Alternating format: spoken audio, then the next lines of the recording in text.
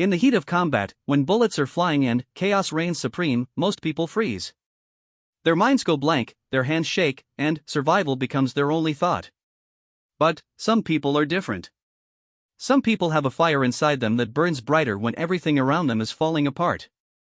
This is the story of Staff Sergeant Maria Rodriguez, a 28-year-old logistics coordinator who never thought she'd see direct combat. She joined the Marines to serve her country and support her family back in Texas, not to become a battlefield legend. But, on a dusty road outside Fallujah in 2004, when her convoy was torn apart by insurgent fire and a fellow Marine thrust a broken weapon into her hands, she discovered something about herself that would change everything. What happened in those next 60 seconds would be talked about in Marine Corps barracks for years to come. It would earn her medals, respect, and a reputation that followed her long after she hung up her uniform. But, more importantly, it would prove that heroes aren't born, they're forged in moments when ordinary people choose to do extraordinary things. This isn't just another war story. This is the true account of how a young woman from a small Texas town became a living legend, one jammed rifle and 5 impossible shots at a time. Maria Elena Rodriguez never planned to become a warrior. Growing up in the small town of Laredo, Texas, she was the girl who helped her mother run their family's small grocery store, who stayed after school to tutor younger kids in math, and who dreamed of becoming a teacher. Her father, Miguel, had worked construction for 20 years before his back gave out, leaving the family struggling to make ends meet. Her mother, Carmen, cleaned houses during the day and took in sewing at night, her fingers moving steadily over fabric while Maria and her younger brother Carlos did their homework at the kitchen table. The Rodriguez family lived in a modest 2-bedroom house on the south side of town, where the paint peeled from the walls in the summer heat and the air conditioning worked only when the wind was blowing right. But it was home, filled with the smell of Carmen's homemade tortillas and the sound of Spanish spoken in gentle, loving tones. Maria learned early that family meant everything, that hard work was the only path forward, and that sometimes you had to make sacrifices for the people you loved. When Maria graduated high school in 2002, college seemed like an impossible dream. The family had no savings, and even with financial aid, the costs were overwhelming. She watched her classmates head off to universities across Texas while she stayed home, working double shifts at the grocery store and sending out application after application for scholarships that never came through. It was during one of those long, frustrating nights that she first saw the Marine Corps commercial on their old television. The images of young men and women in crisp uniforms, standing tall and proud, speaking about honor and service, stirred something deep inside her. But it was the promise of education benefits that really caught her attention. The GI Bill could pay for college, could give her the future she'd been dreaming of. Miguel was horrified when she first mentioned enlisting. He'd lost cousins in Vietnam and had seen too many young people from their neighborhood come home changed, if they came home at all. Mija, he said, using the tender nickname he'd called her since she was small, there are other ways. We'll find another way. But Maria had made up her mind. She spent weeks researching, visiting the recruiting station, talking to current and former Marines. She learned about the different job specialties, the training programs, the opportunities for advancement. Most importantly, she learned that being a Marine meant being part of something bigger than yourself, part of a brotherhood and sisterhood that would last a lifetime. Carmen cried when Maria finally told her parents about her decision. They were sitting around the kitchen table after dinner, the dishes cleared away, the television murmuring in the background. Carlos, then 16 and already taller than his sister, listened with wide eyes as Maria explained her plans. "I want to be a logistics coordinator," she told them. "It's a support role. I'll be managing supplies, coordinating shipments, making sure our troops have what they need. It's important work, but it's safe work. I'll be far from any fighting." The promise of safety was what finally convinced her parents. Miguel nodded slowly, understanding that his daughter had inherited his own stubborn determination. Carmen reached across the table and took Maria's hands in her own work-roughened ones. "If this is what you truly want," Carmen said, "then we'll support you. But you promise me you'll be careful. Promise me you'll come home." Maria promised, meaning every word. She had no way of knowing then that promises made in peacetime don't always survive the chaos of war. The day she left for boot camp at Marine Corps Recruit Depot San Diego was one of the hardest of her life. The whole extended family gathered at the small Laredo bus station to see her off. Aunts, uncles, cousins, and family friends created a crowd of tearful faces and encouraging voices. Miguel gave her a small silver cross that had belonged to his mother, and Carmen packed enough homemade tamales to feed half the bus. Boot camp was everything the recruiters had warned her about and more. The physical training pushed her body beyond what she thought possible. The mental challenges tested her resolve daily. She was surrounded by young women from all over the country, each with their own reasons for being there, each learning to transform from civilians into Marines. Drill instructor Staff Sergeant Patricia Johnson was a compact woman with eyes like steel and a voice that could cut through concrete. She pushed her recruits relentlessly, breaking them down only to build them back up stronger. Maria learned to march in perfect formation, to disassemble and reassemble her rifle blindfolded, to follow orders without question, and to trust her fellow Marines with her life.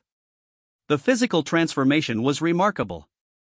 Maria had always been athletic, playing soccer and running track in high school, but Marine training sculpted her body into something entirely different. Her shoulders broadened, her arms gained definition, and her endurance seemed limitless. More importantly, she discovered a mental toughness she never knew she possessed.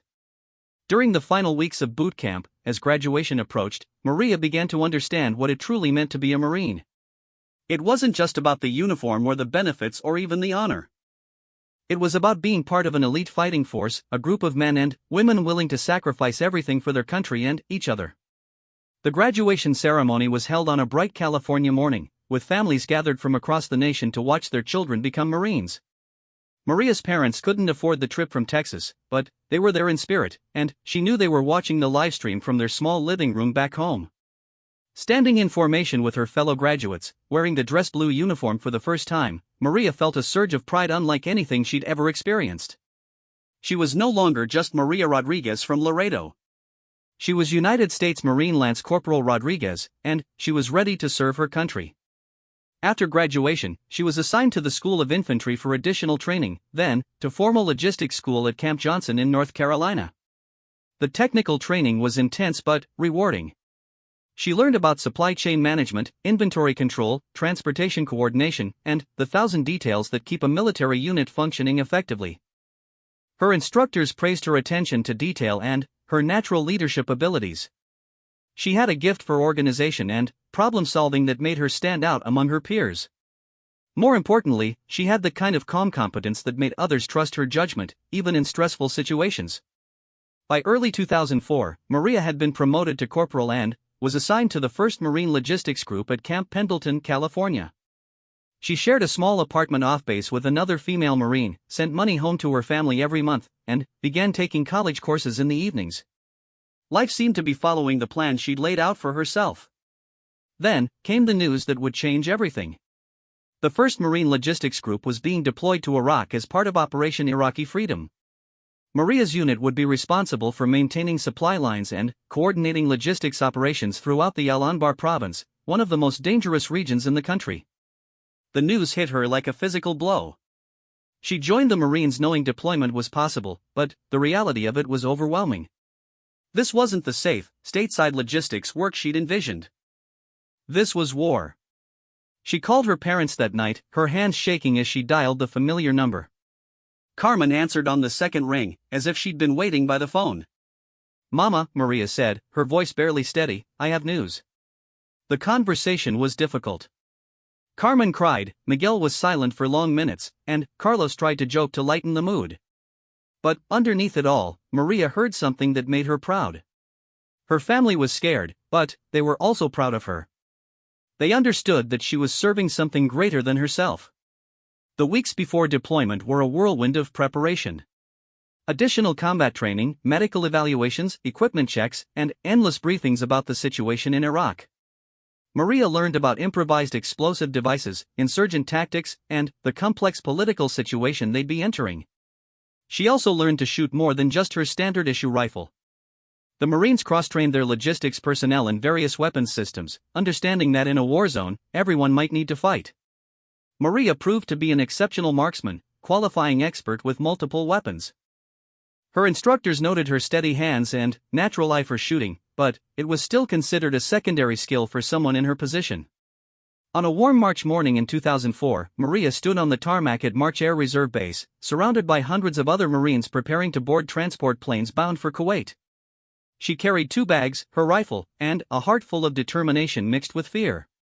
The flight across the Pacific and over the Middle East seemed to last forever. Maria tried to read, tried to sleep, tried not to think about what waited for them in Iraq. Around her, other Marines dealt with their anxiety in different ways. Some joked and played cards, others wrote letters home, and a few simply stared out the small windows at the endless blue sky. When they finally landed in Kuwait, the heat hit them like opening an oven door. Even in the early morning, the temperature was already climbing toward triple digits.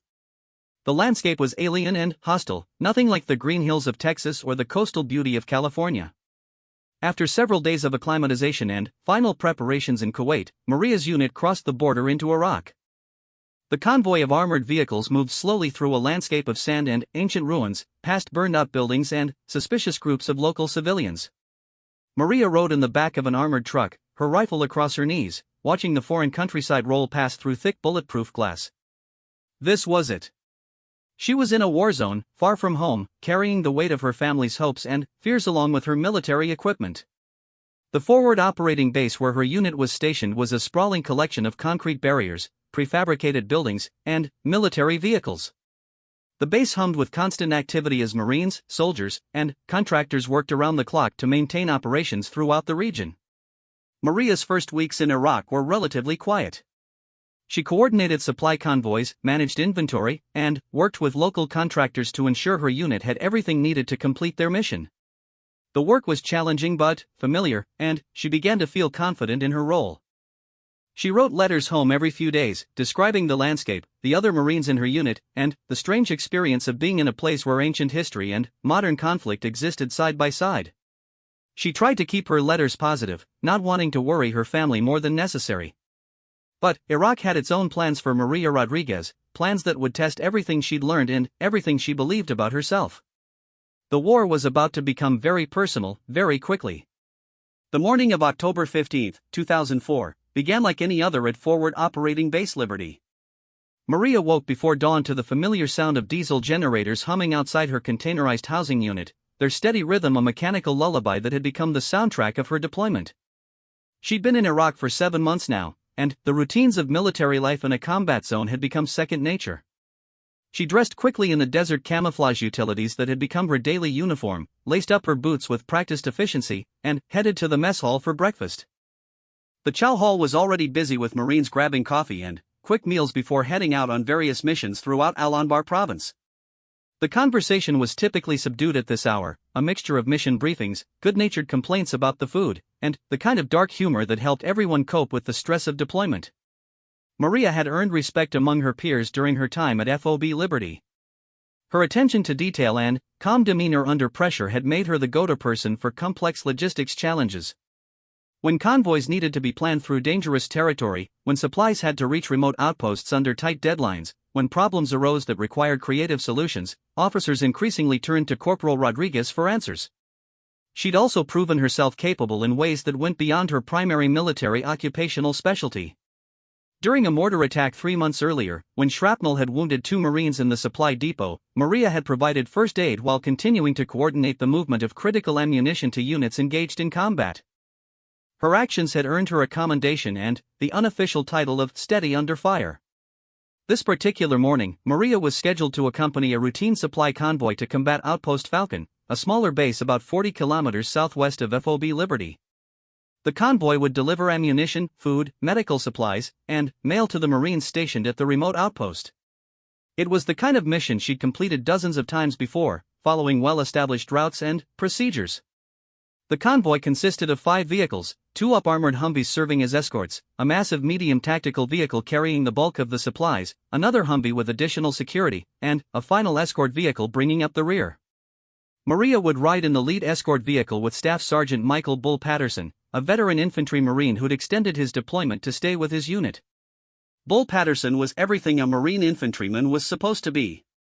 At 6 feet 4 inches and 220 pounds of solid muscle, he moved with the confident stride of someone who'd seen combat and survived.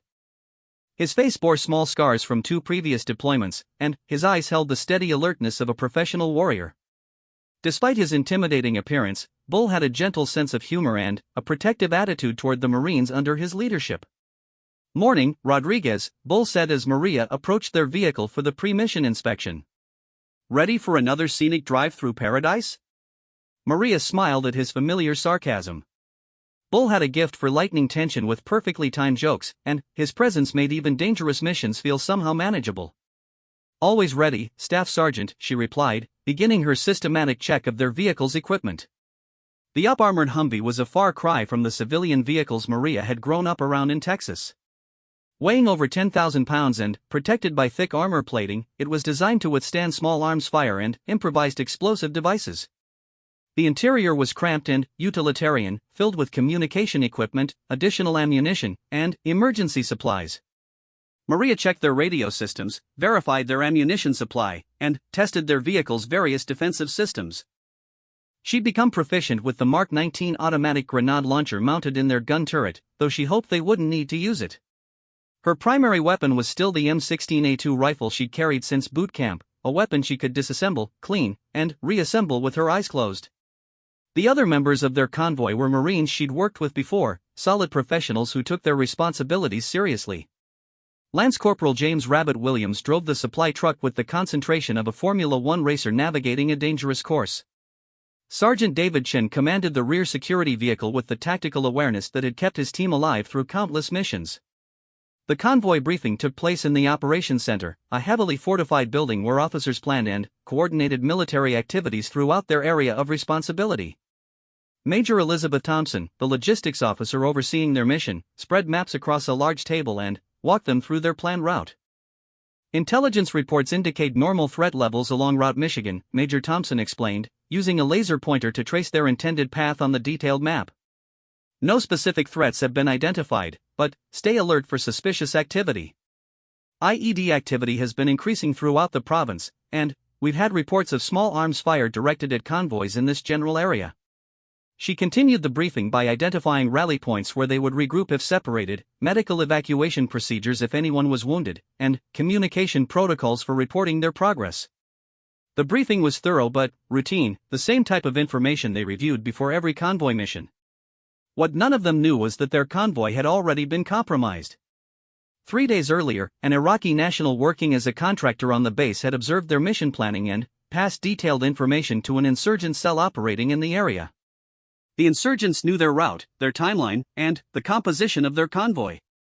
They were already preparing an elaborate ambush designed to capture or kill every Marine in the convoy. At 0800 hours, the convoy departed FOB Liberty through the heavily fortified main gate. The morning air was crisp and clear, with excellent visibility across the desert landscape. Maria rode in the front passenger seat of the lead vehicle, constantly scanning for threats while monitoring radio communications from units throughout the region.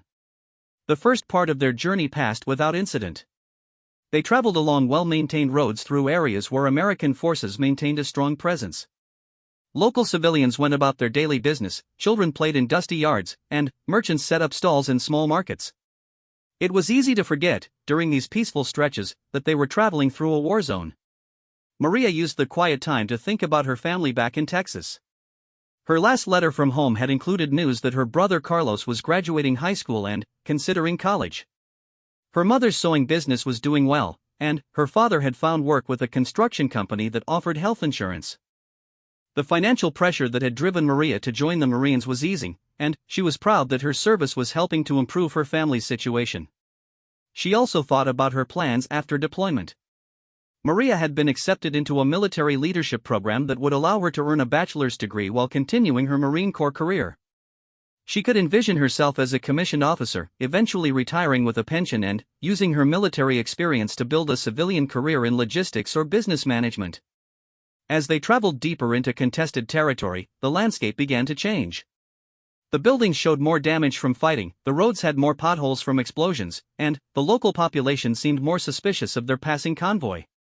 This was Indian country, where insurgents operated with relative freedom and American forces were frequently targeted. Bull increased their vigilance, constantly communicating with other vehicles in the convoy and coordinating with air support assets flying overhead. His experience showed in the way he positioned their vehicle for maximum protection while maintaining situational awareness of potential threats. "Rodriguez," he said as they approached a particularly dangerous stretch of road, "remember what we practiced. If things go bad, you focus on your sector and trust your training. We've got your back, and you've got ours." Maria nodded, checking her rifle once more and adjusting her body armor. She'd trained for combat situations, but this would be her first real test under fire. Part of her was nervous, but a larger part felt ready. She'd been preparing for this possibility since the day she'd raised her right hand and taken the oath to defend the Constitution. The convoy passed through several small villages where the reception was decidedly cool. Groups of military-age males watched them pass with expressions that could have been curiosity or hostility. Children who had waved at earlier convoys now stared silently from doorways. The atmosphere was tense, like the moments before a thunderstorm when the air becomes electrically charged. At 1130 hours, they approached the area where their route would take them through a narrow pass between two low hills. Intelligence had identified this location as a potential ambush site in previous briefings, but recent patrols had found no evidence of insurgent activity. The decision had been made to continue using this route because alternate paths would add hours to their travel time and expose them to different risks. Maria studied the terrain through her weapon sight, noting the numerous positions where enemies could conceal themselves. The hills were covered with rocks, scrub brush, and ancient stone walls that would provide excellent cover for attackers. But the area appeared deserted, showing no signs of recent activity. What they couldn't see was the elaborate preparation that had taken place over the previous 3 days. Insurgents had carefully positioned themselves in prepared fighting positions, brought in weapons and ammunition, and established multiple escape routes. They'd even buried improvised explosive devices at carefully chosen points along the convoy route. The trap was set, and the Marines were walking directly into it. As their convoy entered the narrow pass, Maria felt a slight increase in tension but saw no immediate threats. The road surface looked normal, the surrounding terrain appeared empty, and their radio communications continued normally with higher headquarters. Bull was scanning the hillsides through binoculars when he suddenly stiffened. "Rodriguez," he said quietly, "I've got movement on the left hillside. Can't tell what it is yet, but something's not right."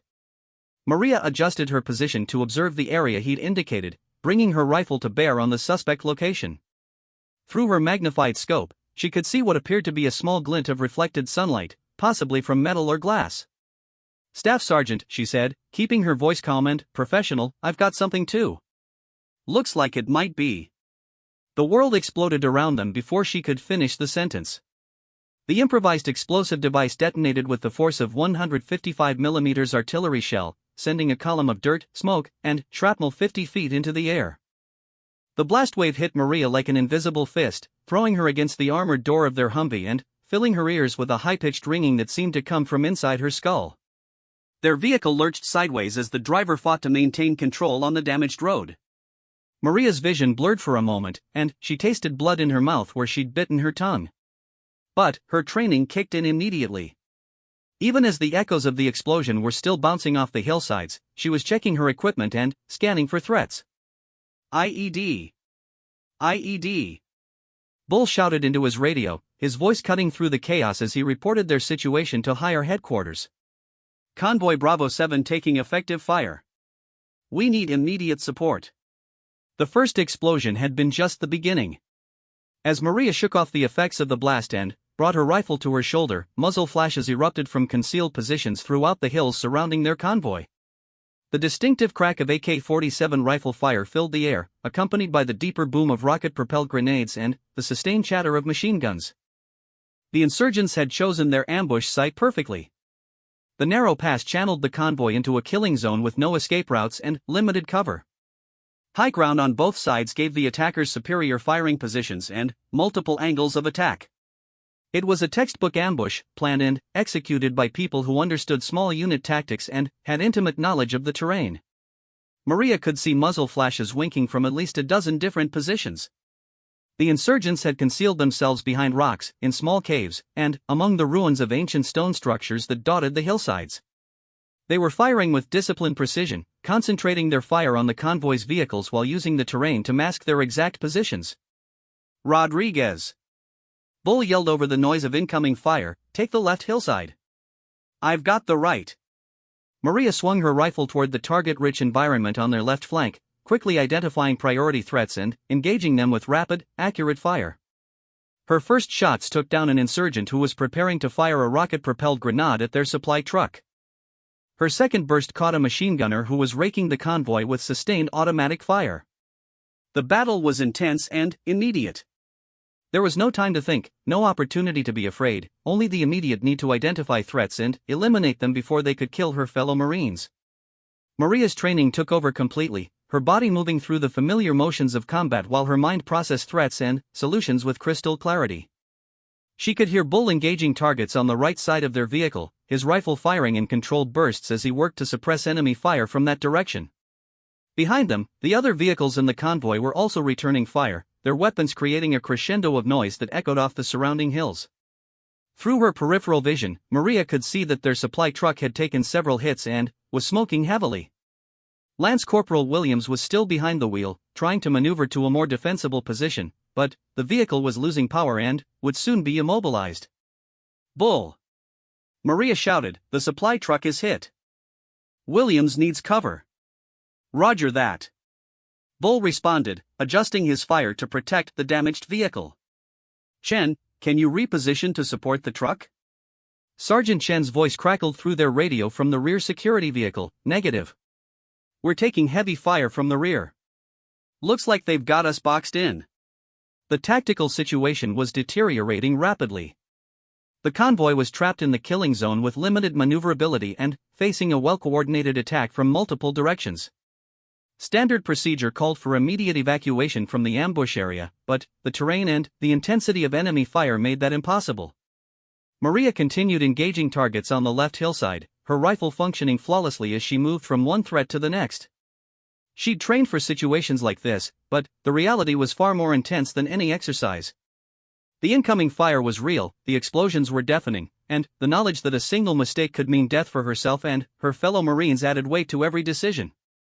An RPG round struck the ground near their vehicle, showering them with rock fragments and filling the air with acrid smoke. Maria felt something sting her left arm but ignored it, continuing to scan for threats through her rifle scope. The wound was minor compared to what could happen if she lost focus. "Rodriguez!" Bull called out urgently, "My weapon's jammed. I need cover while I clear it." Maria immediately shifted her fire to cover both sides of their vehicle, moving her rifle rapidly from target to target as Bull worked frantically to clear a malfunction with his M16. This was the nightmare scenario every Marine trained for but hoped never to face, a weapon malfunction during intense combat. The increased volume of fire directed at their position was overwhelming. Maria could hear bullets striking their armored vehicle with metallic impacts that sounded like hail on a tin roof. She could see dust and sparks flying as rounds struck the rocks around them. The insurgents had recognized that one of their primary targets was having weapon problems and were concentrating their fire accordingly. Come on," Bull muttered as he worked to clear the jam in his rifle. A piece of brass casing had become lodged in the chamber, and the standard immediate action procedures weren't working. He would need several more seconds to resolve the problem. Maria knew she couldn't maintain effective fire on all the enemy positions by herself.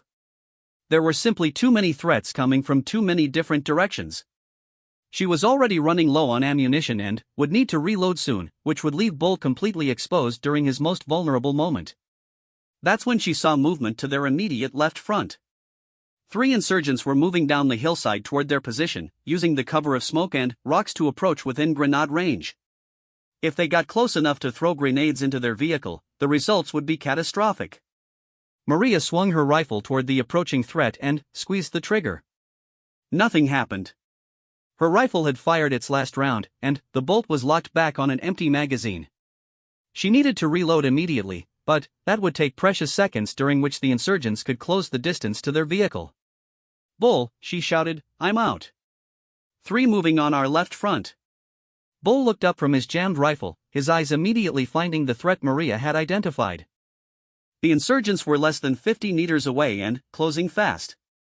In another few seconds, they would be close enough to throw grenades or even assault their vehicle directly. Without hesitation, Bull thrust his jammed M16 into Maria's hands. "Here," he said, "see if you can get this working. I'll use my sidearm." Maria found herself holding a rifle with a serious malfunction while 3 enemy fighters approached their position and dozens of others continued to pour fire down from the surrounding hills. Bull drew his Beretta pistol and began engaging the closest threats, but a pistol was no match for rifles at this range. The tactical situation had gone from bad to desperate in a matter of seconds. Maria was holding a broken weapon while surrounded by enemies who were determined to kill every American in the convoy. Her training had prepared her for many situations, but not quite this one. She examined Bull's rifle quickly, her hands moving with practiced efficiency even as bullets continued to impact around their position. The malfunction was more serious than a simple jam. The bolt carrier group was completely locked up, possibly due to damage from the explosion or debris that had gotten into the action. Under normal circumstances, this type of malfunction would require disassembly and cleaning that could take several minutes. But these weren't normal circumstances. Maria had seconds, not minutes, to find a solution. She tried the standard immediate action procedures first, tapping the forward assist, pulling the charging handle, and checking the magazine. Nothing worked. The rifle remained completely inoperable. The insurgents on the hillside were getting closer, now less than 30 meters away. Maria could see their faces clearly, could see the determination in their eyes as they moved toward what they saw as easy targets. Bull's pistol fire was keeping them cautious, but it wouldn't stop them for long. That's when Maria remembered something from her advanced marksmanship training. An instructor had shown them an unconventional technique for clearing certain types of malfunctions, a procedure that wasn't in any manual but sometimes worked when everything else failed. She turned the rifle upside down and struck the bolt carrier group sharply with the heel of her hand, using a specific angle and force that her instructor had demonstrated years earlier. To her amazement, something shifted inside the action. She quickly tried the charging handle again, and this time it moved freely. The rifle was functional again, but Maria had no idea how many rounds were left in the magazine or whether it would continue working. She brought the weapon to her shoulder and acquired the nearest threat through the iron sights. The rifle fired perfectly, sending a 5.56 mm round exactly where she had aimed. The first insurgent dropped immediately, struck center mass by a shot that would have made her marksmanship instructors proud. Maria shifted to the second target without pausing, her muscle memory taking over as she engaged multiple threats in rapid succession. The second insurgent was carrying an AK-47 rifle and was raising it to fire at Bull when Maria's shot caught him in the upper torso. He spun and fell behind a large rock, his weapon clattering away down the hillside.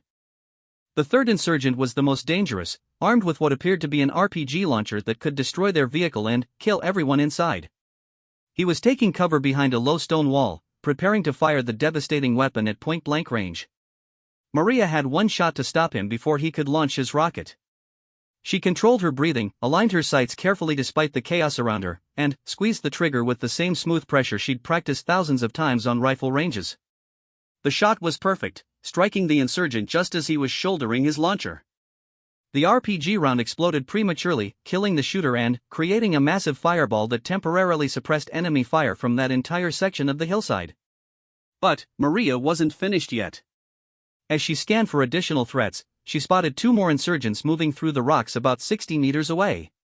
They were carrying assault rifles and moving with the tactical discipline of trained fighters rather than amateur militants. The jammed rifle was functioning perfectly now, responding to her commands with mechanical precision. Maria engaged both targets in rapid succession, her shots accurate and lethal despite the continuing incoming fire from other positions. In the span of less than 60 seconds, using a rifle that had been completely inoperable, Maria Rodriguez had eliminated 5 insurgents who posed immediate threats to her convoy. Her actions had broken up a coordinated assault that could have overrun their position and killed every Marine in the convoy. The tide of battle was beginning to turn, but the fight was far from over. The immediate threat eliminated, Maria quickly assessed their tactical situation while continuing to scan for additional enemies. The 5 insurgents she had just engaged were no longer moving, but she could still see muzzle flashes from at least 8 other positions scattered throughout the surrounding hills. The volume of incoming fire had decreased significantly, but the battle was far from over. Bull had witnessed Maria's extraordinary shooting while providing security with his sidearm. "Outstanding shooting, Rodriguez," he shouted over the continuing gunfire. "Where the hell did you learn to do that?" "Texas, Staff Sergeant." Maria replied, ejecting the nearly empty magazine from Bull's rifle and inserting one of her own. "My grandfather taught me to shoot when I was 12. What Maria didn't mention was that her grandfather, Roberto Rodriguez, had been a legendary marksman in his younger days. He'd served in the Korean War as a Marine sniper and had spent countless hours teaching his granddaughter the fundamentals of marksmanship on their family's small ranch outside Laredo. Those childhood lessons, combined with her Marine Corps training, had created skills that were now saving lives in the Iraqi desert. The tactical situation was still desperate but improving. Maria's elimination of the 5 insurgents who had been flanking their position had relieved the immediate pressure on their vehicle and given the rest of the convoy breathing room to maneuver and return effective fire. Through her radio, Maria could hear Bull coordinating with the other vehicles. Bravo 7-2, what's your status? Lance Corporal Williams responded from the damaged supply truck. Engines hit, but we're still mobile for now. Taking heavy fire from the eastern ridge. Bravo 7-4, report, Bull continued. Sergeant Shen's voice was calm despite the chaos around his position. We've got 3 wounded but still in the fight. Need immediate medical evacuation for 1 urgent casualty.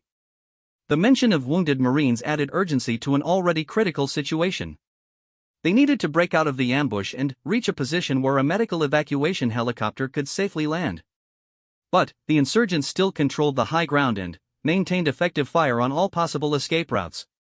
Maria studied the terrain through her rifle scope, looking for weaknesses in the enemy positions that her convoy could exploit. Her enhanced perspective from successfully engaging multiple targets gave her a better understanding of how the insurgents were positioned and how they were coordinating their fire. Bull, she said, I think I can see their command position. There's a guy on the northern ridge with a radio who seems to be directing the other fighters. If we can take him out, it might disrupt their coordination. Bull followed her gaze and spotted the target she'd identified. That's a long shot, Rodriguez. Must be 300 meters, and he's behind good cover. Maria had already calculated the range and wind conditions. The target was partially concealed behind a large boulder, but she could see enough of his torso to make an accurate shot. The distance was challenging but well within her capabilities. I can make the shot, she said with quiet confidence. But I'll need covering fire to keep the other positions suppressed while I take the time to aim properly. Bull immediately coordinated with the other vehicles to provide the covering fire Maria needed. All Bravo 7 vehicles, this is Bravo 7-1. Concentrate fire on the eastern ridge for 30 seconds. Rodriguez is going to engage a high-value target. The response was immediate and overwhelming. Every functional weapon in the convoy began pouring fire into the eastern ridge, forcing the insurgents in those positions to take cover and temporarily stopping their accurate fire on the Marines below. Maria used the brief respite to establish a solid shooting position. She braced her rifle against the armored door of their Humvee, controlled her breathing, and carefully aligned her sights on the distant target. The insurgent commander was speaking into a handheld radio, apparently trying to coordinate a renewed assault on the convoy. The fundamentals of marksmanship that her grandfather had taught her came flooding back: sight alignment, sight picture, breathing, trigger control.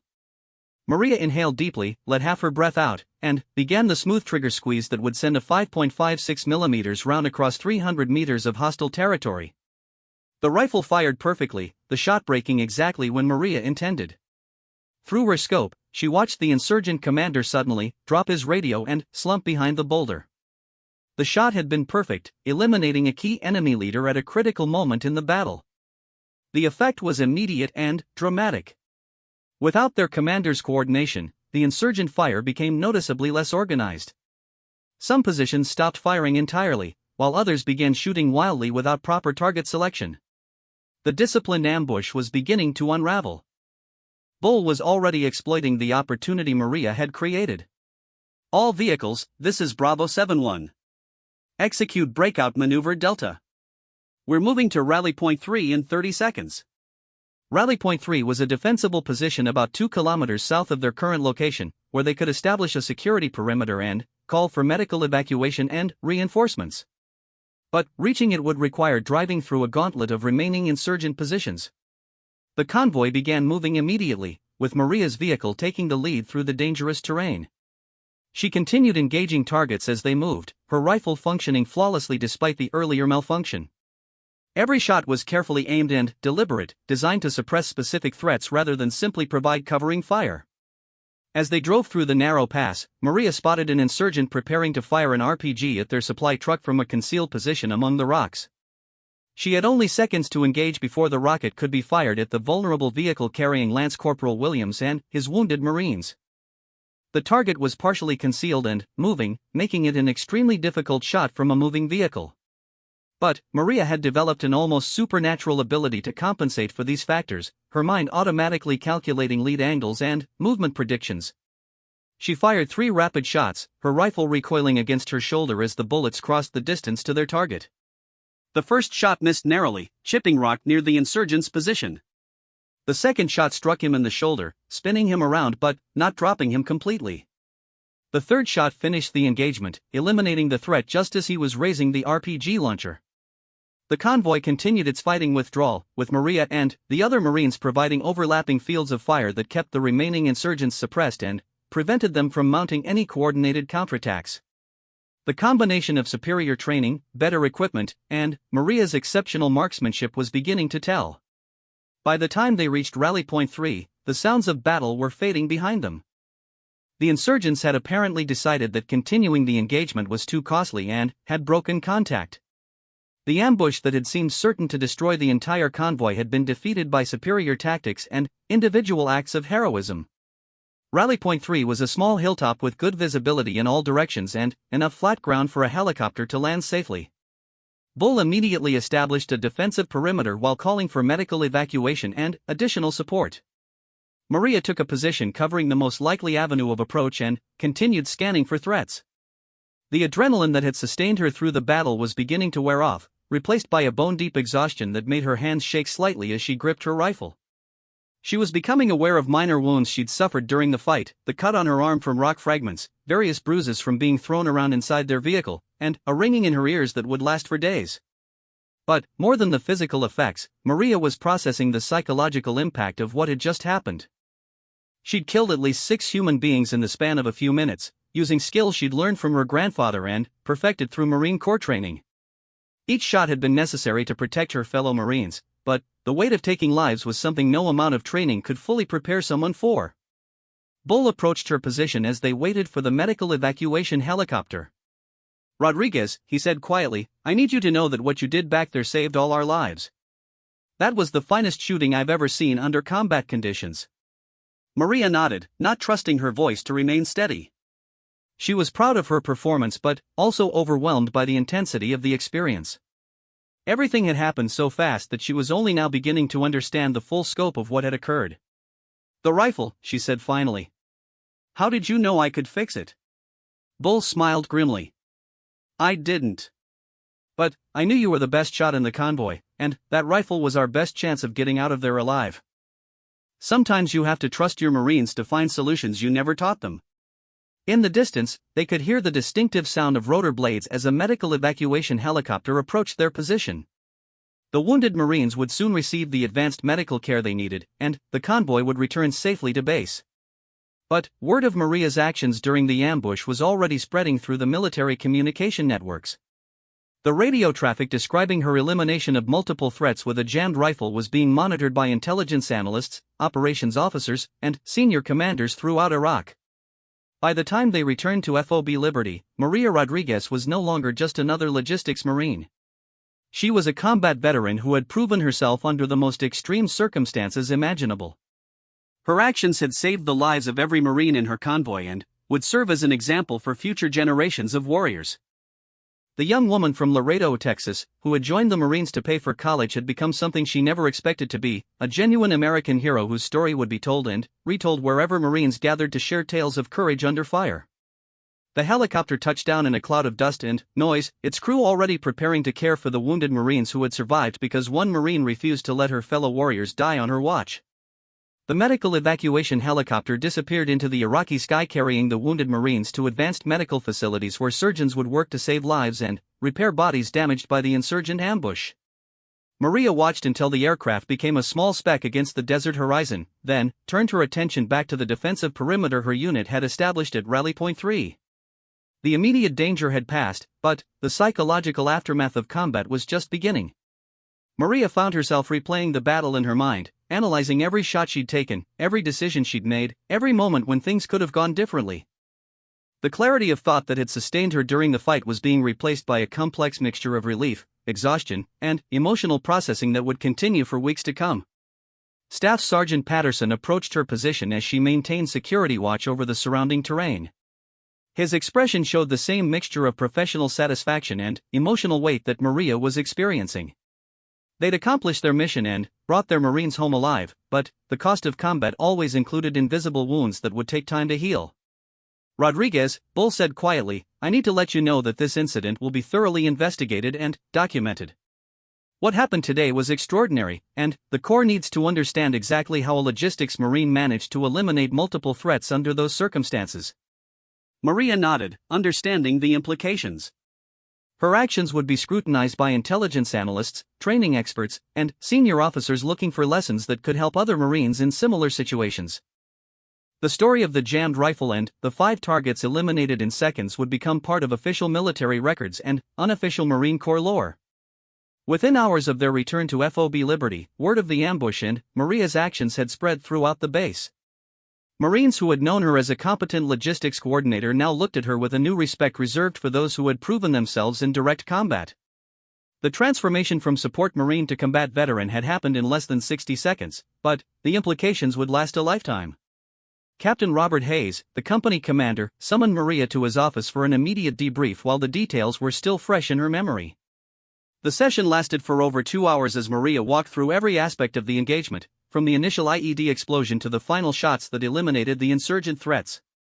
Corporal Rodriguez, Captain Hayes said after completing the formal interview, I want you to understand that what you accomplished today was far beyond what we expect from Marines in your military occupational specialty.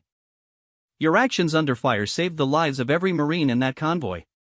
The formal investigation that followed would take weeks to complete, involving testimony from every survivor, analysis of radio communications, examination of weapons and equipment, and detailed reconstruction of the tactical situation. But the essential facts were undeniable. Maria Rodriguez had used exceptional marksmanship skills to eliminate multiple enemy combatants while operating a weapon that had been malfunctioning under extreme combat conditions. The first recognition came from within her own unit. Bull Patterson recommended Maria for the Bronze Star Medal with Combat V device, citing her extraordinary heroism and superior marksmanship under enemy fire. The recommendation worked its way up through the chain of command, gathering endorsements from officers who recognized that Maria's actions represented the highest traditions of Marine Corps service. But the formal recognition was only part of the story. Word of the ambush and Maria's response spread through informal military networks, carried by Marines rotating between units, shared in emails home, and discussed in mess halls throughout Iraq. The story grew with each telling, but the core elements remained consistent. A logistics Marine had been handed a jammed rifle during an ambush and had used it to eliminate 5 enemy fighters in a matter of seconds. Maria's family back in Laredo learned about the incident through an unexpected phone call from her commanding officer. Major Elizabeth Thompson, the logistics officer who had briefed their convoy mission, called the Rodriguez household to inform Maria's parents that their daughter had been involved in combat but was unharmed. Carmen Rodriguez answered the phone in their small kitchen, expecting it to be one of her cleaning clients calling about scheduling. Instead, she found herself speaking with a Marine officer in Iraq who was calling to tell her that Maria was a hero. Mrs. Rodriguez, Major Thompson said in carefully measured words, I want to inform you that your daughter was involved in a combat engagement yesterday. She is completely unharmed, and her actions saved the lives of several other Marines. You should be extremely proud of her. The conversation was difficult for Carmen, who spoke limited English and was struggling to understand why a Marine officer was calling about her daughter's safety. Miguel took the phone and listened as Major Thompson explained what had happened, translating for Carmen in rapid Spanish that grew more emotional with each detail. My little girl? Miguel asked, his voice filled with disbelief. My Maria did this? The Maria who had grown up helping in their grocery store, who had tutored neighborhood children in mathematics, who had joined the Marines to help pay for college, had become a warrior in the space of a few terrifying minutes. The transformation was difficult for her parents to comprehend, but their pride was overwhelming. Carlos, now a senior in high school, was the first family member to fully understand the significance of what his sister had accomplished. He'd been following news about the Iraq War closely and understood military terminology well enough to appreciate the tactical situation Maria had faced. Mama, he told Carmen after their father had finished translating the phone call, Maria is a hero. She saved people's lives. She's going to be famous. Carlos was more right than he realized. Within weeks, Maria's story was being shared in military training programs as an example of how individual initiative and superior marksmanship skills could overcome seemingly impossible tactical situations. The incident became a case study in small unit tactics, weapons maintenance under combat conditions, and the importance of cross-training Marines in skills outside their primary specialties. The Bronze Star Medal ceremony took place 6 weeks later at FOB Liberty, with Marines from throughout the region gathering to witness the recognition of exceptional courage under fire. General William Morrison, the commanding general of all Marine forces in Iraq, traveled to the base specifically to present the award and meet the young Marine whose actions had become legendary throughout the theater of operations. Maria stood at attention in her dress blue uniform as General Morrison read the citation describing her actions during the ambush. The formal language of military awards could never fully capture the chaos and terror of those moments, but it accurately reflected the extraordinary nature of what she had accomplished. For exceptionally valorous conduct in the face of the enemy, the general read, Corporal Maria Elena Rodriguez displayed extraordinary heroism and superior marksmanship skills that resulted in the elimination of multiple enemy combatants and the preservation of American lives under the most extreme combat conditions. The medal itself was a bronze star suspended from a red, white, and blue ribbon, with a small V device indicating that the award was for valor in combat. But, for Maria, the real meaning of the ceremony was the presence of the Marines whose lives she had helped save. Bull Patterson, Lance Corporal Williams, Sergeant Chen, and the others who had survived the ambush stood in the audience, their presence a reminder of why her actions had mattered. After the ceremony, General Morrison spoke privately with Maria about her future plans and the impact her actions had already made on Marine Corps training and doctrine. Corporal Rodriguez, he said, you've shown that exceptional individuals can overcome any obstacle when they apply superior skills and unwavering determination. The Corps needs Marines like you in leadership positions. The conversation led to opportunities that Maria had never imagined when she first enlisted. She was offered immediate acceptance into officer candidate school, with the promise of advanced training in military leadership and the chance to help develop new training programs based on her combat experience. But, first, she had to complete her deployment and return home to process everything that had happened. The remaining months in Iraq passed without major incident, but Maria's status as a combat veteran and decorated hero changed how other Marines related to her. She was no longer just another logistics coordinator, she was someone who had proven herself under fire and earned the respect that came with combat experience. The day finally came when Maria's unit boarded transport aircraft for the long journey home. As she looked down at the Iraqi landscape disappearing beneath the clouds, she reflected on how much she had changed since arriving in the country 8 months earlier. She'd come as a young Marine looking to serve her country and help her family. She was returning as a decorated combat veteran whose story would inspire future generations of warriors. The homecoming ceremony at Camp Pendleton was emotional and overwhelming. Hundreds of family members gathered to welcome their Marines home from deployment, and Maria was surprised to see not just her immediate family but dozens of relatives and friends from Laredo who had made the trip to California to honor her service. Carmen Rodriguez had never traveled outside of Texas before this trip, but nothing could have kept her from being present when her daughter returned home from war. She wore her best dress and carried a small American flag as she waited with tears in her eyes for her first glimpse of Maria in military uniform. When Maria finally appeared in formation with her unit, marching in perfect step across the parade field, Carmen's emotions overwhelmed her completely. This confident young woman in the crisp uniform was her little girl who had grown up to become a genuine American hero. The reunion was intensely personal and deeply moving. Maria hugged her parents, her brother, and the extended family members who had supported her throughout her journey. But she also understood that her story was no longer just about her personal achievement. It had become part of something larger, a testament to the courage and capability of the men and women who serve in America's military. In the years that followed, Maria would complete officer candidate school and serve as a Marine officer for another 8 years before retiring to pursue civilian opportunities. She would use her combat experience and military training to build a successful career in corporate logistics and eventually return to school to earn the college degree that had originally motivated her to enlist. But, wherever her life took her, she would always be known as the Marine who was handed a jammed rifle in an ambush and used it to eliminate 5 enemy targets in seconds. The story would be told and retold in Marine Corps training programs, in military academies, and wherever Americans gathered to honor those who serve. Maria Elena Rodriguez had joined the Marines as a young woman seeking opportunity and adventure. She had become something far more important, a symbol of the courage, skill, and determination that define America's finest warriors. Her legacy would inspire countless others to serve their country with the same dedication and heroism she had displayed on a dusty road in Iraq, when everything depended on one Marine's ability to turn a broken weapon into an instrument of salvation. The little girl from Laredo who had learned to shoot on her grandfather's ranch had become a Marine Corps legend, proving that heroes can emerge from the most unexpected places when circumstances demand extraordinary courage and skill.